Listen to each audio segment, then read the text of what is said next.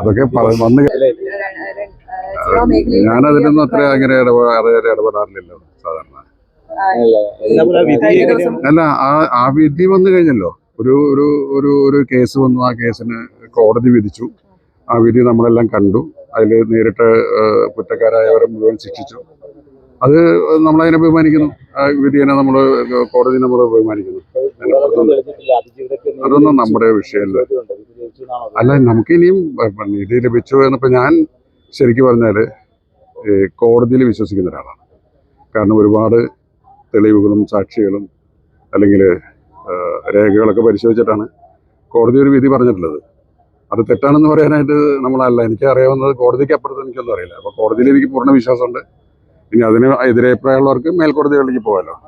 അങ്ങനെയാണ്. അതൊക്കെ വേറെ വിഷയങ്ങളല്ലേ. അതൊന്നും നമ്മളിപ്പോൾ പറയേണ്ട കാര്യങ്ങളല്ല.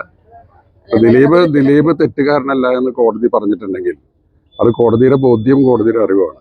അപ്പോൾ ഞാനൊരു നമ്മുടെ നാട്ടിൽ ജീവിക്കുന്ന ഒരു പൗരൻ എന്നുള്ള നിലയിൽ എനിക്ക് കോടതിയിൽ വിശ്വാസമുണ്ട്, കോടതിയിലെ ബഹുമാനമുണ്ട്. അപ്പം ഇനി അതിന് മറിച്ച അഭിപ്രായമുള്ള ആൾക്കാർ മറ്റ് നിയമ നടപടികളിലേക്ക് പോട്ടെ എന്നുള്ളതാണ്. മറ്റ് സംഘടനാ പ്രവർത്തനങ്ങൾ, ഞാനിപ്പോൾ സിനിമയുടെ സംഘടനകളിൽ ഞാൻ അങ്ങനെ വളരെ സജീവമായിട്ട് നിൽക്കുന്ന ഒരാളല്ല. അതൊക്കെ ഇപ്പോൾ ഈ ഏറ്റവും കൂടുതൽ സംസാര വിഷയമായതുകൊണ്ട് വരുന്നതാണ്. അല്ലാതെ ഇപ്പോൾ ദിലീപ് ഫക്കയിൽ തിരിച്ചു വരുന്നു അല്ലെങ്കിൽ അമ്മയിൽ തിരിച്ചു വരുന്നു എന്നുള്ളതൊന്നും ഇപ്പോൾ പറയേണ്ട വിഷയമല്ല.